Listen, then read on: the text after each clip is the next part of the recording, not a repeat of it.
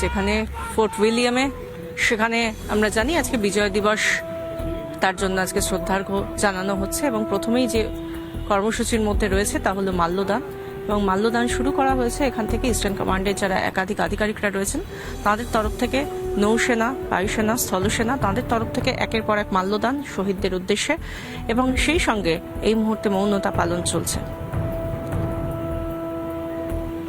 শহীদদের স্মৃতির উদ্দেশ্যে, তাদের বলিদান, তাদের সেই বলিদানকে শ্রদ্ধা জানানোর জন্য কিছুক্ষণের মৌনতা।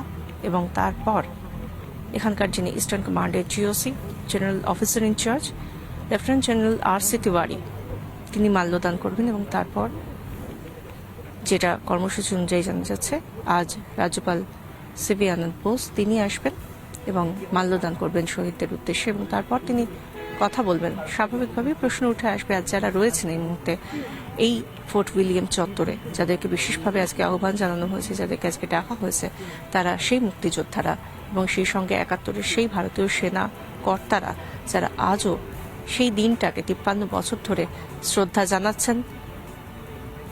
সেই শ্রদ্ধা জানানোর জন্য আজকে তারা রয়েছেন।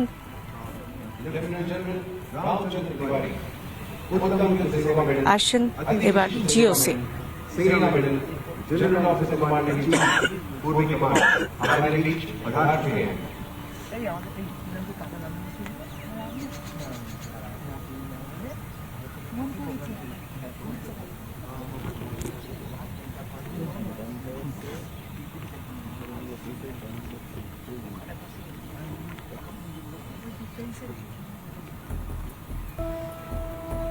আমরা এই নিয়ে প্রত্যেকটা মুহূর্তের কর্মসূচি যা চলছে সেদিকে নজর রাখবো, কিন্তু এখন একটা বিরতির পর ফিরে আসছি রাজ্যপালের মাল্যদান এবং শহীদদের উদ্দেশ্যে শ্রদ্ধা জ্ঞাপন, সেই সমস্ত ছবি নিয়ে।